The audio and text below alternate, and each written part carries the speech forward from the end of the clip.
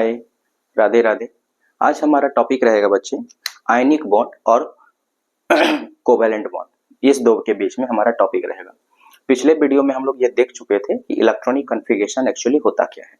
Electronic configuration में हम लोग ये जान चुके थे इलेक्ट्रॉनिक कन्फिगरेशन वाला वीडियो में कि नंबर ऑफ ग्रुप कैसे निकाला जाए, किसी भी एलिमेंट का ग्रुप निकाला जाए, पीरियड निकाला जाए, वैलेंसी कैसे फाइंड आउट किया जाए।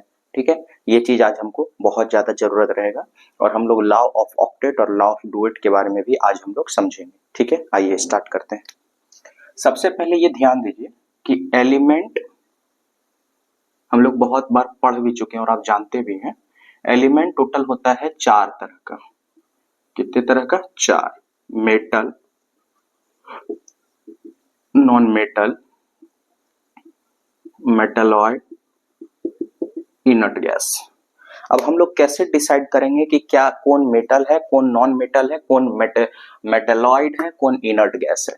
तो सुनिएगा, हम लोग अपने काम की बात करेंगे। फैक्टर तो बहुत सारा है, प्रॉपर्टीज है, केमिकल प्रॉपर्टी, फिजिकल प्रॉपर्टी, उसके बेसिस पे भी आप पता कर सकते हैं।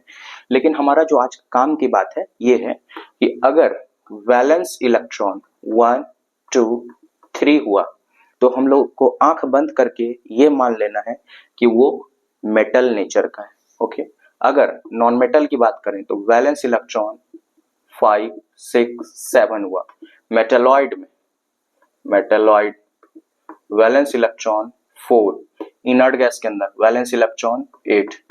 मतलब सबसे ज्यादा स्टेबल वाला कंपाउंड कौन सा होगा? इनर्ट गैस होगा। क्यों होगा सर स्टेबल? क्योंकि इसका वैलेंस इलेक्ट्रॉन में 8 इलेक्ट्रॉन कंप्लीट हो चुका है। और हमारा लॉ ऑफ ऑक्टेट और लॉ ऑफ डुएट के हिसाब से जो कौशल और लुईस कौशल साहब दिए हुए थे, उन्होंने ये बोला था कोई भी एलिमेंट, जैसे हम लिख देते हैं law of octet plus law of duet. Law of octet ये बोलता है कि कोई भी एलिमेंट के वैलेंस सेल में 8 इलेक्ट्रॉन अगर होता है तो वो स्टेबल पाया जाता है। 8 इलेक्ट्रॉन से ज्यादा अगर होगा, 8 इलेक्ट्रॉन से ज्यादा कहने का मतलब कि अगर हम बोल दें कि 2 8, तब तो ये तो स्टेबल है। और ज्यादा कहने का मतलब क्या है सर? तो 2 8 3। तो इस केस में क्या होगा कि ये अपना लास्ट का जो इलेक्ट्रॉन है उसको वो लूज करेगा। क्यों लूज करेगा सर? क्योंकि वो 8 इलेक्ट्रॉन अपने लास्ट ऑर्बिटल में रखना चाहता है। क्या ये जो साइंटिस्ट दिए हुए थे उनके हिसाब से चलता है? नहीं, साइंटिस्ट वो खोज किए जो एलिमेंट के अंदर दिखता है।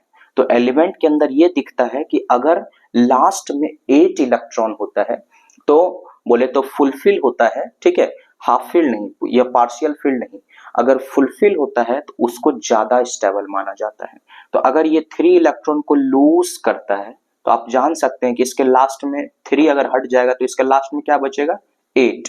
तो 8 बचने के बाद वो इनर्ट गैस कन्फिगरेशन को अटेन करता है। अगर कोई एलिमेंट इनर्ट गैस कन्फिगरेशन को अटेन करता है तो वो सबसे ज्यादा स्टेबल माना जाता है। इस चीज को आप ध्यान रखिएगा। ठीक है, उसके बाद से एक सेकंड हम डस्टर लेके आते हैं। हाँ, तो अगर हम लोग लॉ ऑफ ऑक्टेट की बात करें, लॉ ऑफ डुएट किस केस में लगता है सर? वो बस एक आध दो एलिमेंट में लगता है, जैसे first number, second number etcetera. यही एक आध दो एलिमेंट में लॉ ऑफ डुएट अप्लाई होता है।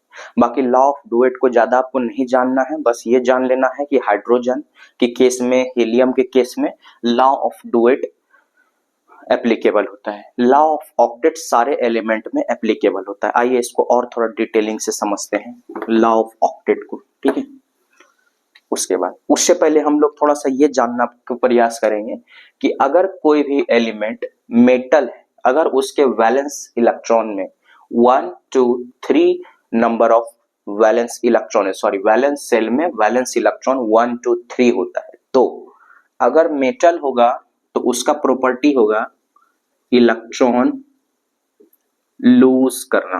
ठीक है, मेटल का प्रॉपर्टी क्या होता है? इलेक्ट्रॉन को लूज करना। नॉन मेटल का प्रॉपर्टी क्या होता है? इलेक्ट्रॉन गेन करना।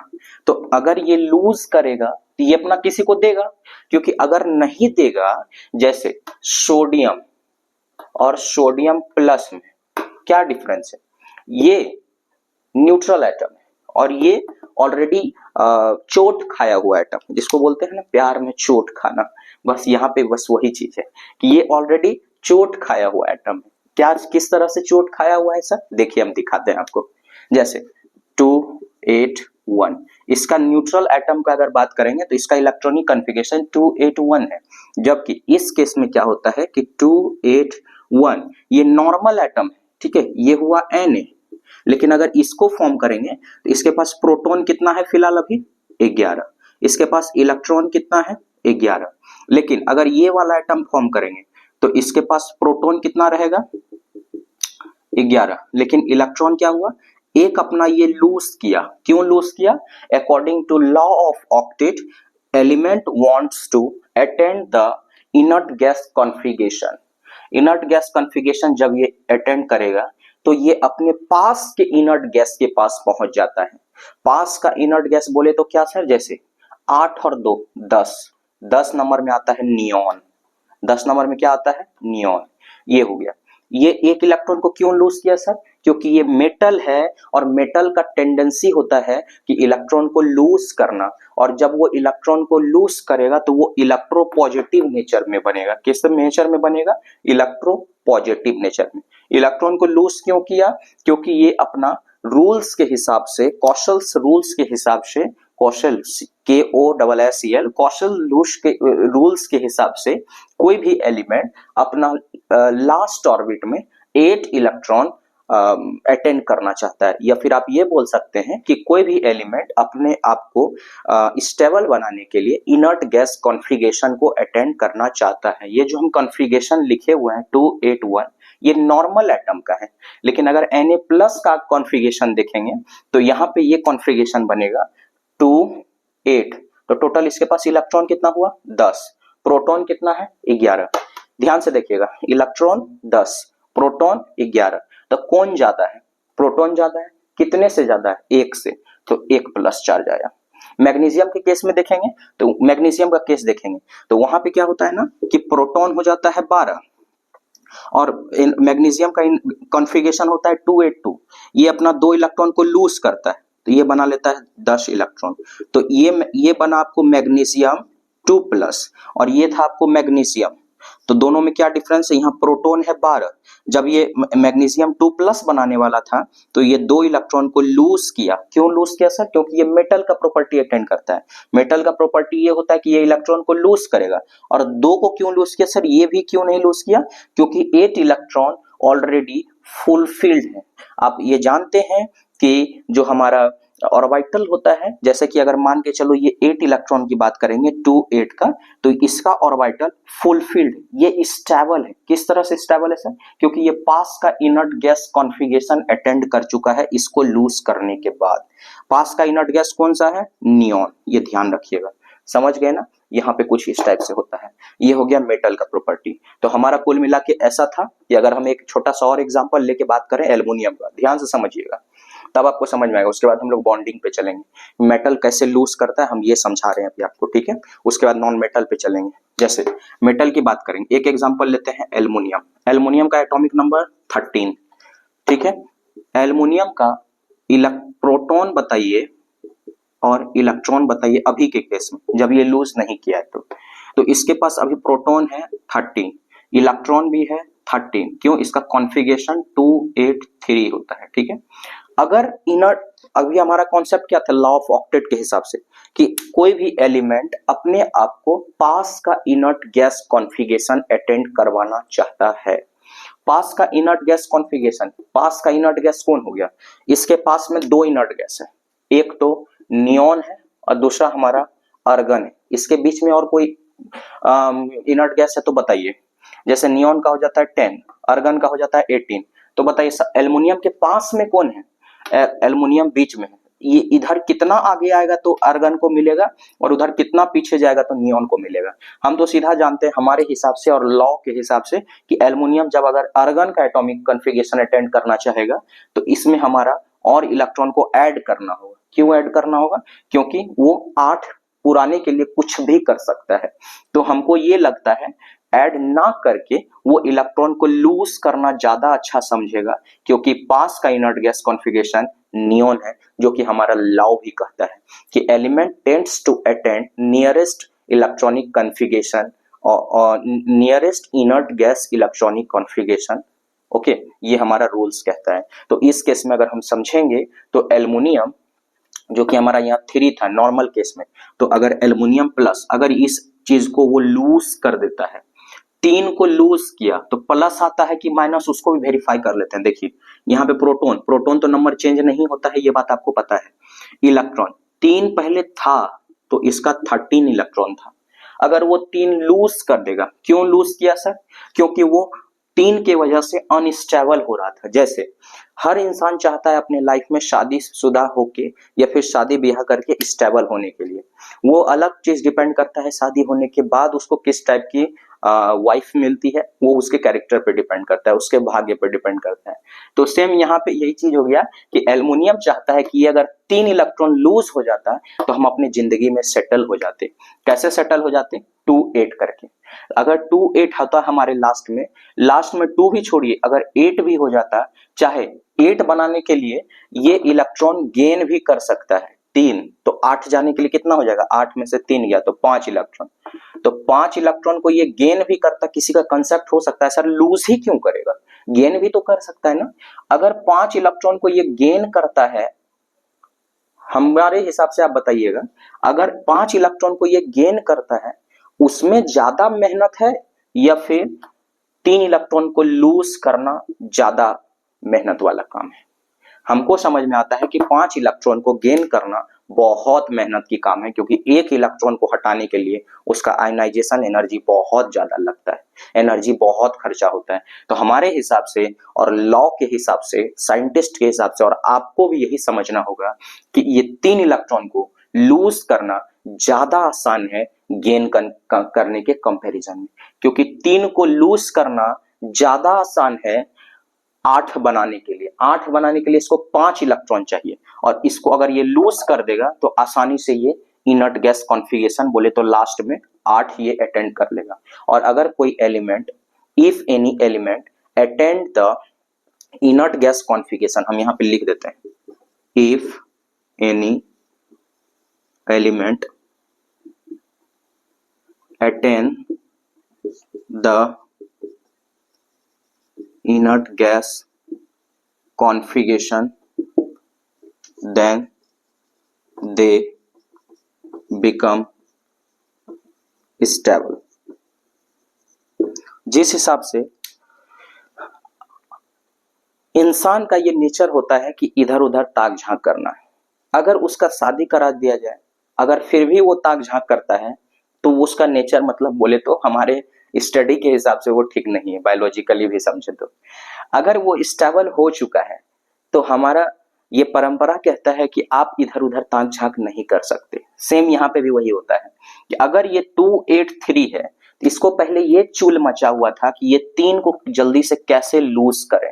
अगर ये 3 लूज कर दिया तो अब ये स्टेबल हो गया, अब फिर भी ये चाहेगा कि किसी इलेक्ट्रॉन को या एटम को हम अपने अंदर बसा लें, तो ये इम्पॉसिबल है। क्योंकि इसीलिए एल्युमिनियम क्यों अनस्टेबल है? क्योंकि एक तो सबसे पहली बात मेटल है और प्लस इसके पास 3+ चार्जेस है। इसीलिए ध्यान रखिएगा कि एल्युमिनियम 3+ चार्ज इसलिए अटेंड करता है क्योंकि इसके पास प्रोटॉन तो 13 होता है, लेकिन ये 3 लूज करने के बाद, जब इसको 3 लूज कर दिया तो इसका इलेक्ट्रॉन का संख्या 10 हो जाता है। तो -10 बड़ा या +13 बड़ा? तो +13 बड़ा या -10 इलेक्ट्रॉन बड़ा? तो कौन बड़ा लग रहा है हमको?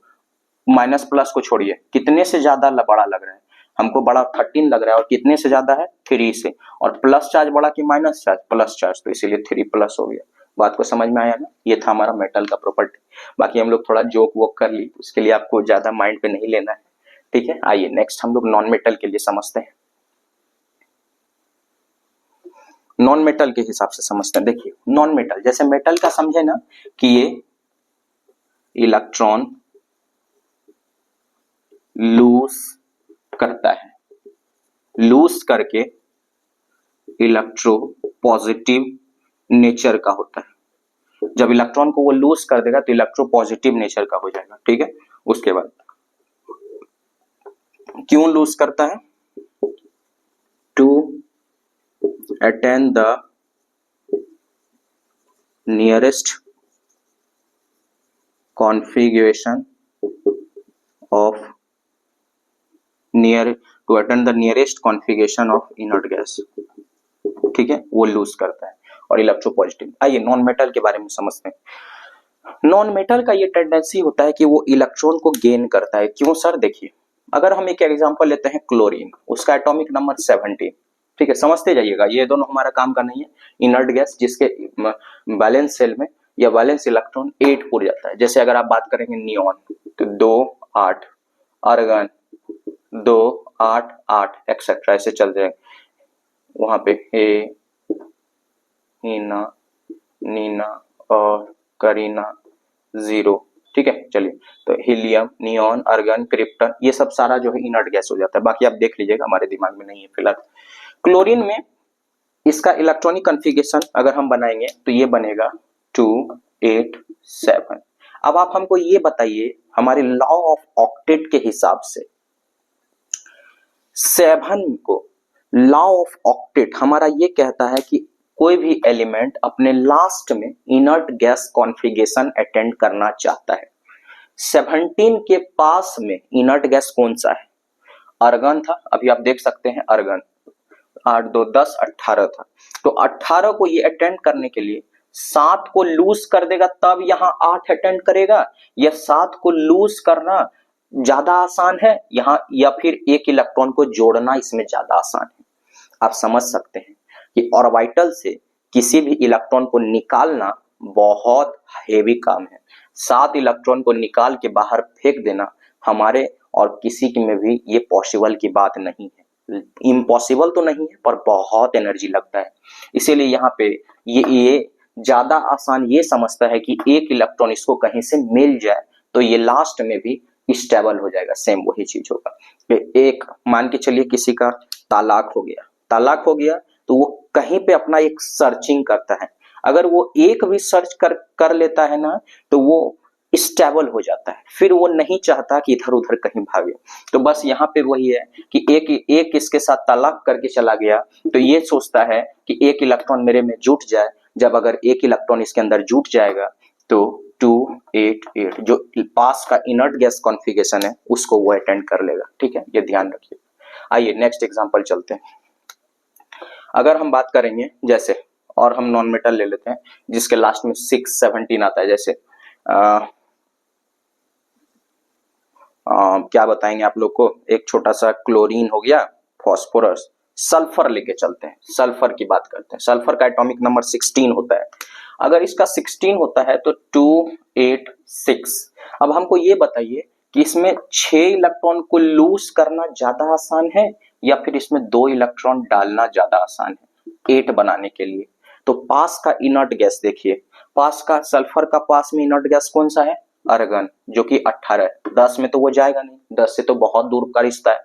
जैसे इसमें 10 के पास में था, लेकिन इसका 10 के पास में नॉन मेटल है, और वो 10 के पास में मेटल हुआ करता था, लेकिन यहाँ 18 के पास में सारा नॉन मेटल लाई करता है। अप्रॉक्स की बात कर रहे हैं, कंफर्म नहीं। ओके, चलिए आप देख सकते हैं एग्जांपल। सल्फर के केस में 2 8 6 बनता है। तो इस केस में क्या होता है, अगर ये 2 इलेक्ट्रॉन बाहर से ले लेता है, और ये लेने देने का काम कौन करता है?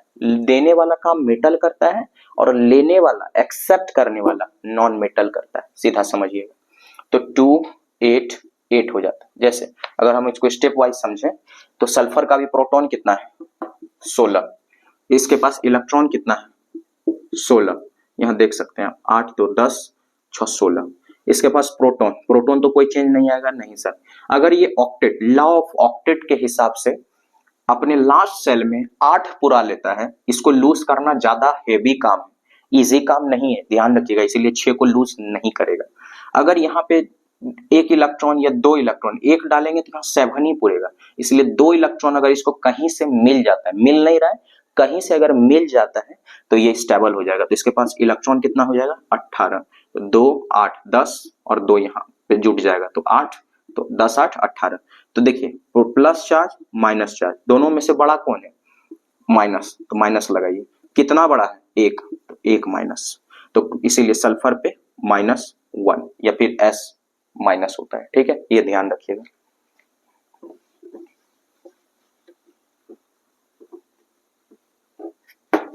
सॉरी, सल्फर के पास जो दो जुटा ना, तो 2 माइनस होगा ना, क्योंकि 2 से बड़ा हो गया। यहाँ पे था 16 और उसके पास, जैसे एक हम फिर से वापस बनाते हैं, 1 मिनट समझिएगा। प्रोटॉन कितना है इसके पास? 16। इलेक्ट्रॉन कितना है? 16, नॉर्मल केस में, नॉर्मल में। और जब ये गेन करेगा 2 इलेक्ट्रॉन, तो इसके पास प्रोटॉन 16, इलेक्ट्रॉन कितना हुआ? 2 इसमें जोड़ने के बाद 18, 18। तो कितने से ज्यादा हुआ? 2 से। S2 माइनस, सॉरी -1 नहीं, सॉरी मिस्टेक से बोल दिया S2। अब आइए हम बॉन्ड समझते हैं। मेटलॉइड का बात करेंगे तो अगर इनर्ट वैलेंस शेल में अगर इसका 4 रहेगा तो वो हमारा मेटलॉइड कहलाएगा। जैसे कार्बन का ग्रुप सारा, कार्बन, सिलिकॉन, जर्मेनियम, ये सब सारा। ठीक है, नेक्स्ट